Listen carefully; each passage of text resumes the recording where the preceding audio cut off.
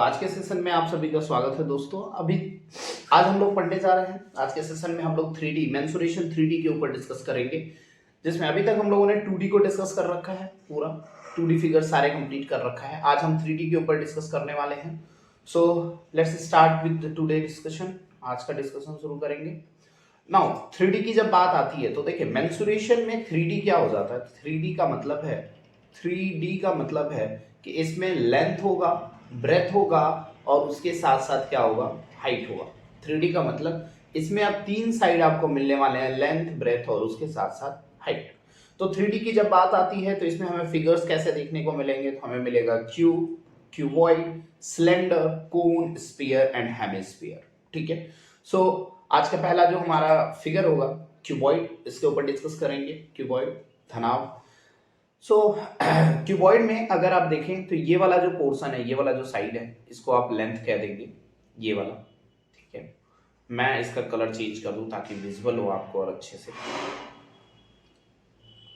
सो ये हो गया आपका लेंथ, ये वाला आपका हो गया ब्रेथ, इसको ब्रेथ बोल देंगे, and this one is what, height. तो हमारे पास टोटल तीन मिल जाते हैं, लेंथ, ब्रेथ और हाइट। ठीक है। इसके वॉल्यूम की बात की जाए तो वॉल्यूम क्या हो जाएगा, length multiply breath multiply height. कैसे, तो जैसे एरिया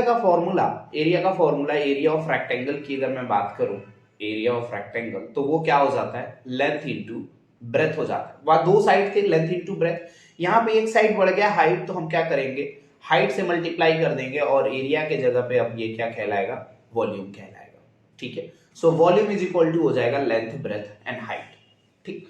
लेटरल सरफेस एरिया क्या होता है, तो लेटरल सरफेस एरिया होता है एरिया ऑफ फोर वॉल। जिस भी रूम में आप बैठे हैं उस रूम को अगर आप देखिए तो ऊपर एक फ्लोर है, नीचे आपको ग्राउंड दिख जाएगा, ग्राउंड फ्लोर दिख जाएगा, नीचे वाला फ्लोर, और एक जो है फ्लोर छत वाला जो है आपको देखने को मिलेगा। अगर मैं नीचे और ऊपर के फ्लोर को क्या कर दूं, माइनस कर दूं, तो हमारे पास बचता है एरिया ऑफ फोर वॉल, यानी चार दीवार बचते हैं, और उनके एरिया को हम क्या कहेंगे, लेटरल सरफेस एरिया कहेंगे, या फिर एरिया ऑफ फोर वॉल आप कह सकते हैं। फोर वॉल का एरिया। ठीक है। वॉल है W, wall, area of four wall कह सकते हैं।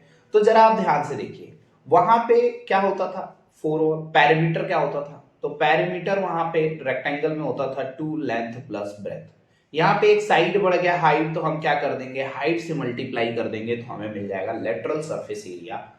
ठीक है। सो ये लेटरल सरफेस एरिया हो गया। वैसे भी अगर आप इस फिगर वाइज जाए तो देखिए आगे वाला, अब यहाँ पे टोटल क्या हो जा रहा है, एक आगे वाला है, इसके एक जस्ट पीछे वाला है, तो ये पहला है। ठीक है। इसके जस्ट पीछे दूसरा है, दो हो गए साइड। फिर इधर ये तीसरा, अगर हम इसको तीसरा कहते हैं, तो इसके इधर वाला क्या हो जाएगा, चौथा हो जाएगा। तो आगे वाला जो वन वाला है उसका अगर हम एरिया निकालें तो क्या हो जाएगा, लेंथ इंटू हाइट। ठीक है। इस वाले का एरिया निकाले तो ये हो जाएगा ब्रेथ इंटू हाइट। तो 2 टाइम लेंथ इंटू हाइट है, लेंथ हाइट है, और 2 टाइम प्लस 2 टाइम आपके पास ब्रेथ इंटू हाइट है। तो यहां से अगर हम 2 और h को कॉमन ले लें तो हमारे पास बचेगा l प्लस बी, और यहां से अगर हम लिख दें 2l प्लस बी और ब्रैकेट के बाहर h लिख दें, तो देखिए फॉर्मूला बन रहा है लेटरल सरफेस एरिया का। ठीक है। सो इस तरीके से हम लेटरल सरफेस एरिया। फिर बात आती है टोटल सरफेस एरिया की। तो टोटल सरफेस एरिया क्या है, एरिया ऑफ फोर वॉल आपने ले लिया, अब ऊपर और नीचे दोनों का भी आप क्या कर लीजिए, एरिया को ऐड कर दीजिए, तो ये आपका बन जाता है टोटल सरफेस एरिया। तो total surface area of cuboid क्या हो जाएगा, तो total surface area of cuboid हो जाएगा 2 length into breadth, breadth into height, and height into length, इन सब का सम ऑफ 2 से मल्टीप्लाई कर देंगे, तो ये हमारा टोटल सरफेस एरिया हो जाता है। ठीक है। टोटल सरफेस एरिया हो जाता है। अगर आप यहां से ध्यान से देखो तो हमने लेंथ जो दो बचा था ऊपर और नीचे, अगर हम लेटरल सरफेस एरिया में उन दोनों का एरिया ऐड कर दें तो हमें टोटल सरफेस एरिया देखने को मिल जाता है। ठीक है। सो इस तरीके से आप टोटल सरफेस एरिया निकाल सकते हैं। ठीक है। डायगोनल्स की जब बात आती है कि डायगोनल्स क्या होते हैं, और डायगोनल का फॉर्मूला क्यों L square B square H square है, तो उसको समझेंगे। देखिए वहां पे डायगोनल क्या था, वहां पे डायगोनल अगर एक रेक्टेंगल मैं बना लूं, ठीक है, तो इसका डायगोनल ये होता है।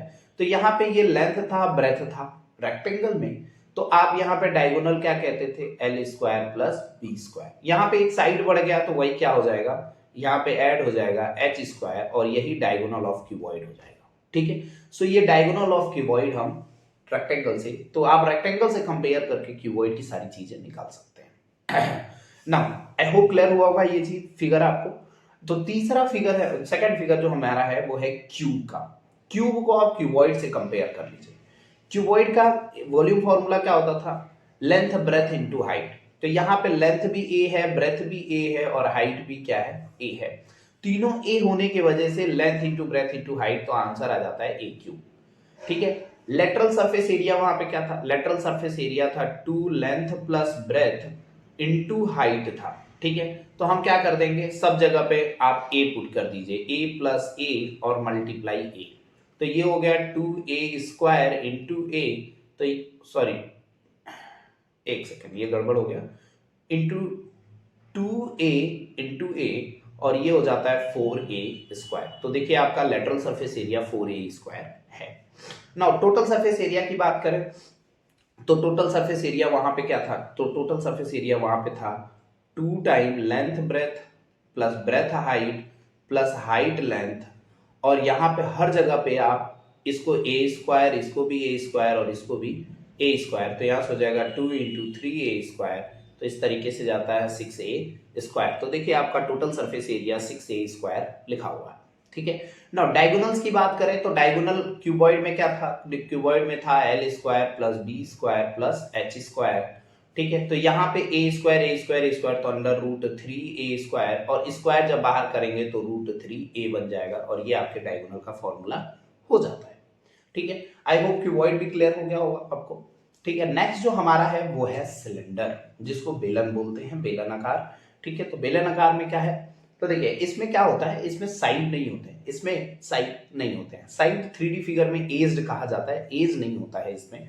ठीक है, क्या होता है इसमें, तो इसमें कर्व होते हैं, कर्व एज होते हैं। तो ध्यान से अगर आप देखिए तो ऊपर एक सर्कल दिख रहा है, तो इसका एरिया का फॉर्मूला, सर्कल के एरिया का फॉर्मूला क्या हो जाएगा, पाई आर स्क्वायर। ठीक है, पाई आर स्क्वायर हो जाएगा। तो अब यहाँ पे आप देखिए वॉल्यूम क्या हो रहा है, तो पाई आर स्क्वायर, और ये वाला क्या है, इसका हाइट है, एच है। तो पाई आर स्क्वायर यानी नीचे ये सर्कुलर रीजन और हाइट को अगर आप मल्टीप्लाई कर देते हैं, इन दोनों को मल्टीप्लाई कर देते हैं, तो आपको मिल जाएगा pi r square h, that is volume. क्या है, इसका वॉल्यूम है। नाउ दूसरा हमारा है curve surface area. Curve surface area क्या हो जाता है, तो कर्व सरफेस एरिया में हम क्या करेंगे, ऊपर वाला पार्ट, ऊपर वाला सर्कल और नीचे वाला सर्कल दोनों को छोड़ देंगे, बीच वाले सर्कल की बस बात करेंगे, ये जो हाइट वाला सर्कल है इसकी। तो पैरामीटर का फॉर्मूला क्या हो जाता है सर्कल के, तो सर्कल के पैरामीटर का फॉर्मूला होता है 2 पाई आर। क्या होता है, 2 पाई आर, और इसका हाइट h है तो हम h से मल्टीप्लाई कर देंगे, तो 2 पाई आर h इसका क्या हो जाएगा, कर्व सरफेस एरिया हो जाएगा। अब टोटल सरफेस एरिया में क्या हो जाएगा, कर्व सरफेस एरिया और ऊपर का सर्कल और नीचे का सर्कल, तो उस कंडीशन में आप देखिए 2 pi r h curve surface area हो गया, और ऊपर का सर्कल और नीचे का सर्कल का एरिया हो गया पाई आर स्क्वायर, और 2 बार है तो यानी कि 2 पाई आर स्क्वायर। तो यहां से अगर 2 पाई आर को कॉमन ले लीजिए तो क्या बचेगा, एच प्लस आर, और इस तरीके से आपका हो जाता है total surface area of the cylinder. ठीक है, क्लियर हो गया। एक चीज और मैं थोड़ा सा और क्लियर करूं इस चीज को, जरा ध्यान से समझिए। मान लीजिए ये ग्लास है,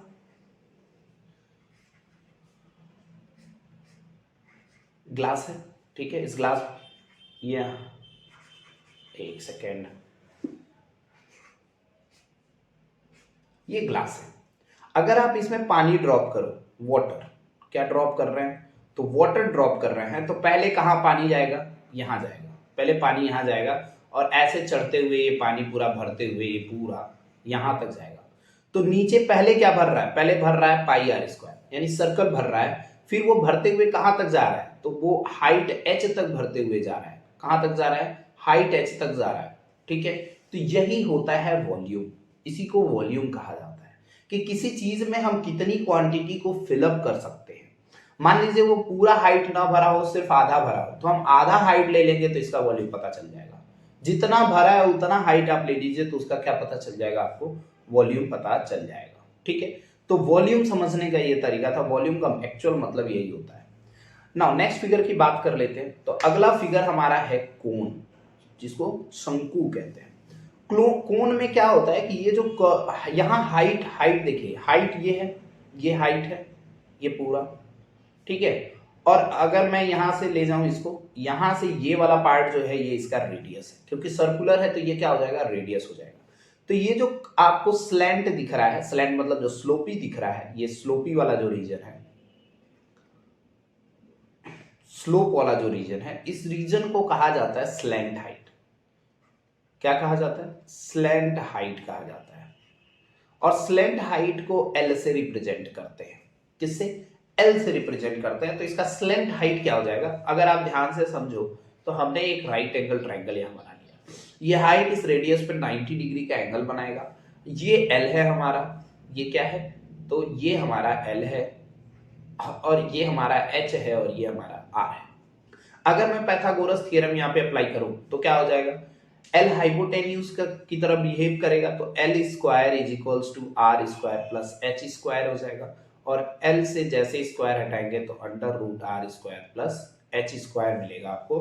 तो ये हो गया एल की वैल्यू निकालने की तरीका, यानी स्लैंट हाइट आप पता कर सकते हैं इस तरीके से, ठीक है। वॉल्यूम जो होता है, वॉल्यूम ऑफ जो कोन होता है, अगर आप सिलेंडर को देखो, सिलेंडर, ये सिलेंडर है, इस सिलेंडर का 1/3 पार्ट ही कोन होता है। क्या होता है, 1/3 पार्ट जो है वो कोन होता है। बाकी जो 2 हिस्से हैं, 3 हिस्से में अगर सिलेंडर को डिवाइड करें, यानी सिलेंडर के अंदर 3 आपको कोन देखने को मिल सकते हैं।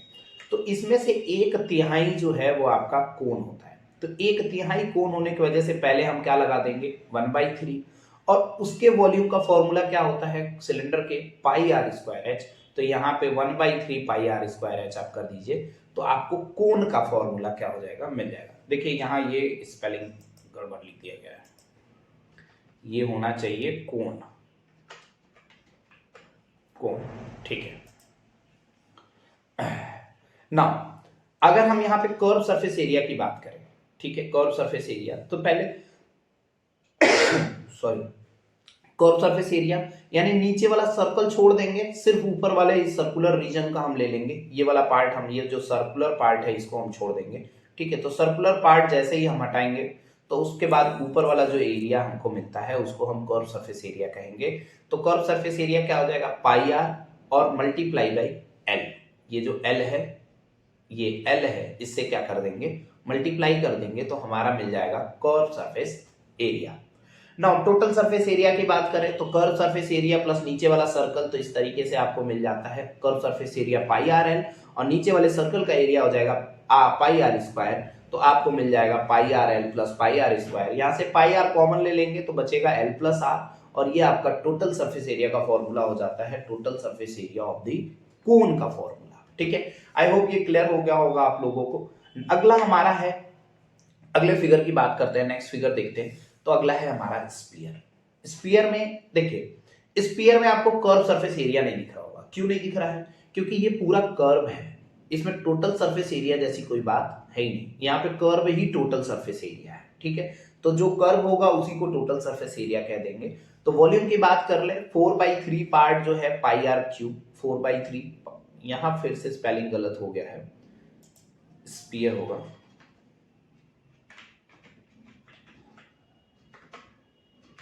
स्फीयर।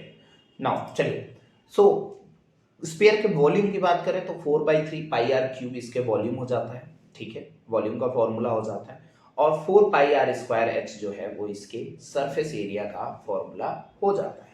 जरा एक चीज समझने वाली बात है कि क्या स्फीयर जो है वो सर्कल है, नहीं, सर्कल एक इमेजिनरी होता है, और एक्चुअल स्फीयर जो है वो हमें देखने को, बॉल स्फीयर होता है, सर्कल नहीं होता, सर्कुलर नहीं होता, ठीक है, वो स्पेरिकल होता है, सर्कुलर नहीं होता है, स्पेरिकल होता है, ठीक है। तो कोई भी चीज जो सर्कल के जैसा दिख रहा है वो सर्कुलर नहीं है, वो स्पेरिकल है। सर्कल नाम की चीज एग्जिस्ट नहीं करती है, केवल हम 2D फिगर में पढ़ते हैं, और एक पहचान बन गया है, क्योंकि सबसे ज्यादा आपको 2D पढ़ाया जाता है, 3D पढ़ाया नहीं जाता है ना।